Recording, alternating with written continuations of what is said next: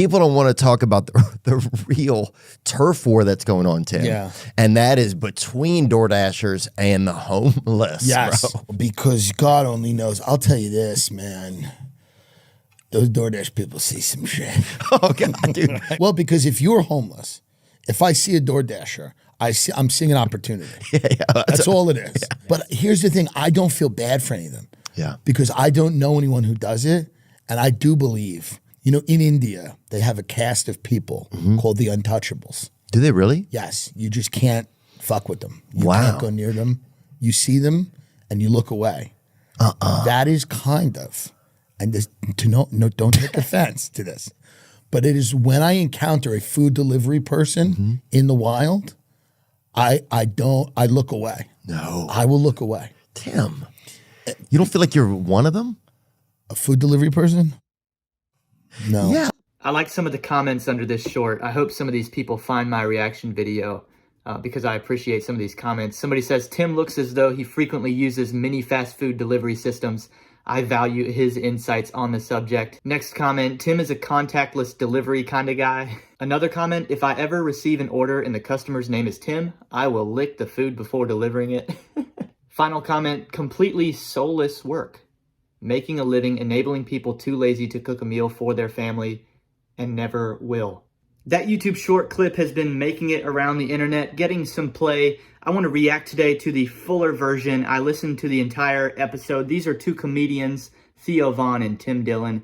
This is episode 480, I believe, of Theo Von's podcast. For the last 3 years, I have been a full-time gig economy driver. I know a lot of my subscribership also earns money this way. So let's react together. I want to know in the comments, is this funny? Is it not funny? Is this something that shouldn't be joked about? Is this offensive to you? And I hate even going there because, listen, I think I'm a little bit of a funny guy. I certainly appreciate humor. I appreciate Theo Von's humor specifically. In 2023, I paid and took my wife to one of his shows.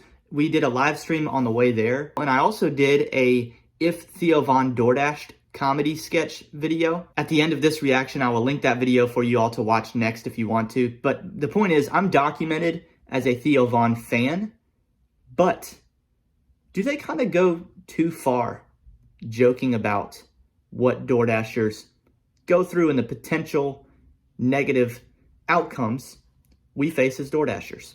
I'll tell you this, man. Those DoorDash people see some shit. Oh, God, dude. First of all, lest we forget, the people that have had to go to people's homes, brother, they have to go into the trenches Well, of... sometimes they get killed. Sometimes people kill them. Sometimes you have a burrito in your car and you're driving it to someone's house, and that is going to be the last thing you do on this earth. The last thing you do is walk a soggy burrito to a guy's house, and instead of just taking the burrito and saying thank you, he goes, I'm going to kill you now. Yeah, he said, and then they kill you. Yeah.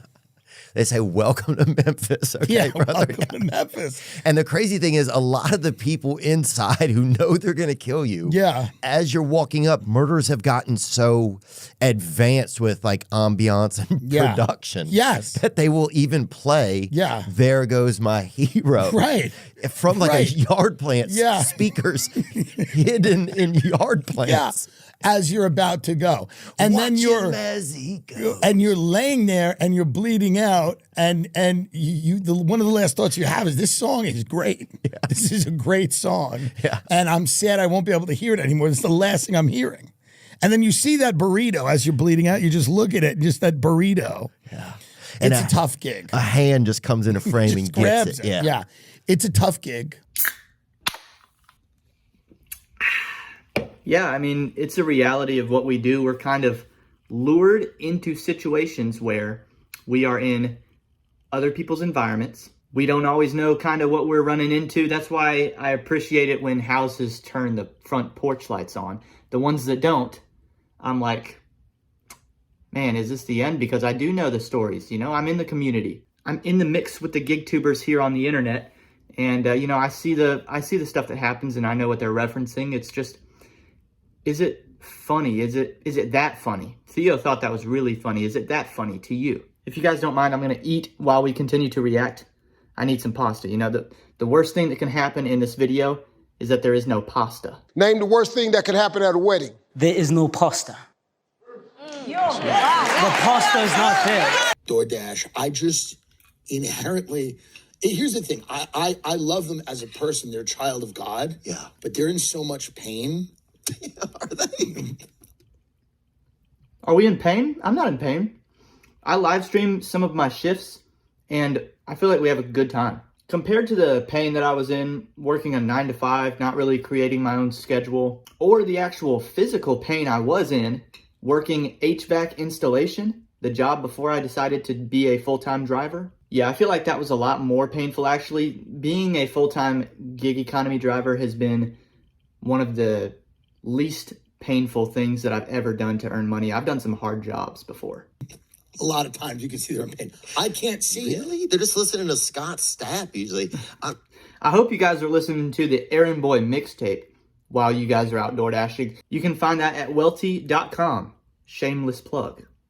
I think some of them are in pain. They're just, it's tough. It's hard for me to see and look at. It's just hard for me to look at. Well, the saddest part is we make them drive too. It's like, they're a victim to gas prices. At least in other countries, like DoorDashers will be on motorcycles, or they'll just be throwing the food to someone who's further down the street. They're actually cool. Yeah. Because many of them are Asian, and they're on a tiny little bike, and it's fun. Yeah. And they're having a great time, and they're actually seeing how fast seeing how fast they can get it to you. Well, so do I. I'm in South Carolina in a car.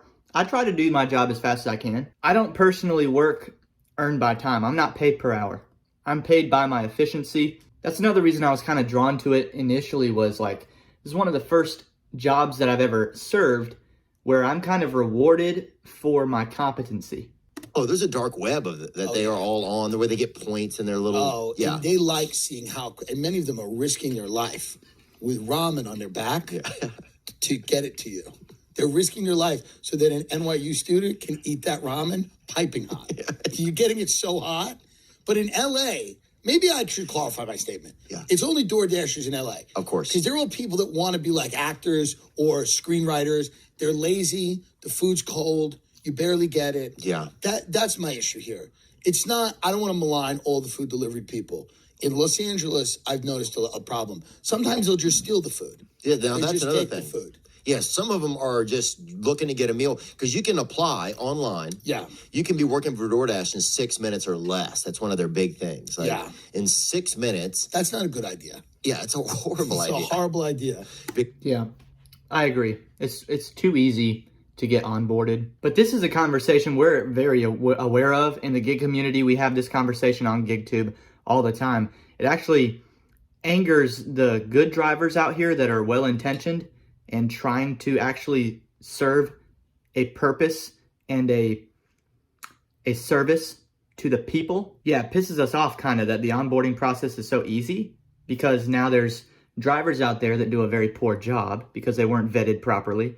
And what ends up happening is our customer base have bad experiences with those drivers, and then they don't tip the next time when somebody like me goes to get their food. So now, because somebody else did such a poor job, I'm not getting the tip that I feel I deserve, but frankly, I need in order to make it a profitable endeavor. In 6 minutes? Yeah, you can be a DoorDash delivery guy in 6 minutes, or in a very small amount of time. I'm not sure what it is, and they call you an independent contractor. But yeah, next thing you know, you can have a food in 40 minutes. You can be picking up food from somewhere that you can just eat. Yeah, I mean, I've had some issues with them. Have you?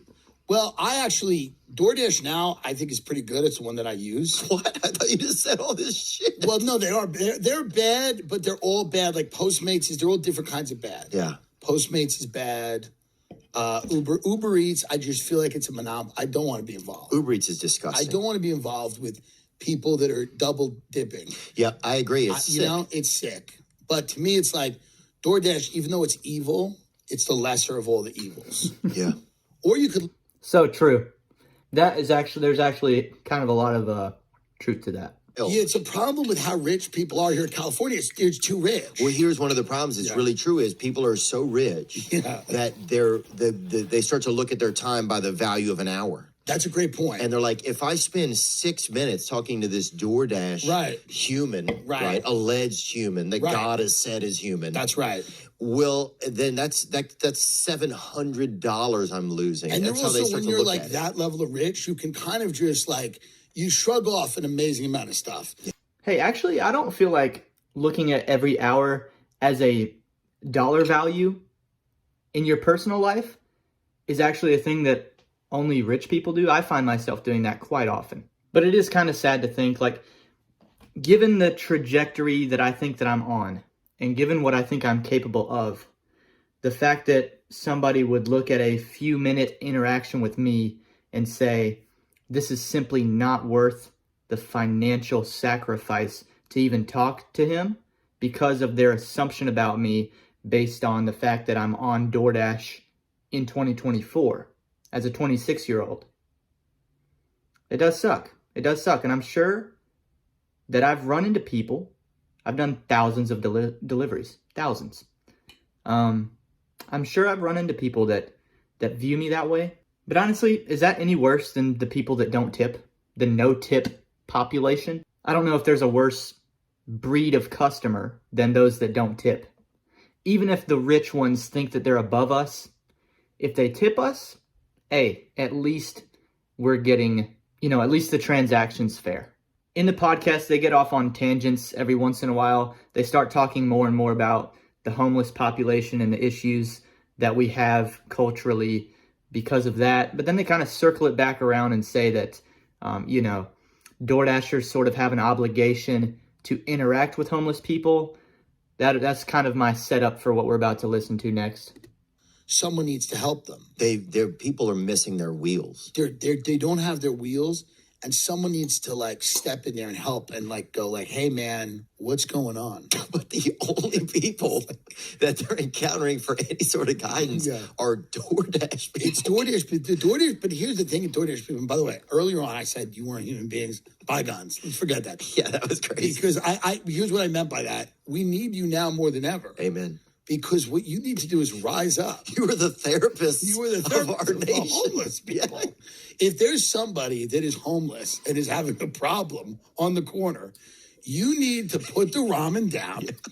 Put the ramen down and go address the problem. What's going on, sir? I am a DoorDash professional. Yes, I'm a licensed DoorDash professional. Food clinical delivery service professional. Can I assist? Now, this person's going to be yelling and pointing at something that isn't there. Invisible, yeah. It's going to be... How you guys feel about that? Do you feel it's our duty to interact with the homeless tweakers out here? Because I'm not finding that in the TOS, man. I don't see that in the TOS. That's pretty much the extent of their conversation as it relates to gig workers. Again, let me know what you guys think. Was it funny? Were portions of it funny? Was it offensive? I would say don't take it too seriously. One of the things that happens about 80-90% into the episode, toward the end, they're talking about Bruce Jenner and referring to him as a she, as a her. Honestly, it brought me back down as I was still trying to level how I felt about this whole comedic exercise they were doing about DoorDashers. It brought me back down because I realized, these two guys are unserious people a little bit. Again, Theo Von fan standing right here, but honestly, the opinions of two men who play the Alphabet Mafia trans game, I'm just disinterested. And it made me feel better in the end, So keep that in mind. These are two goofballs that don't have it all figured out. I hope you've enjoyed this reaction video. I will see you next time on Welty.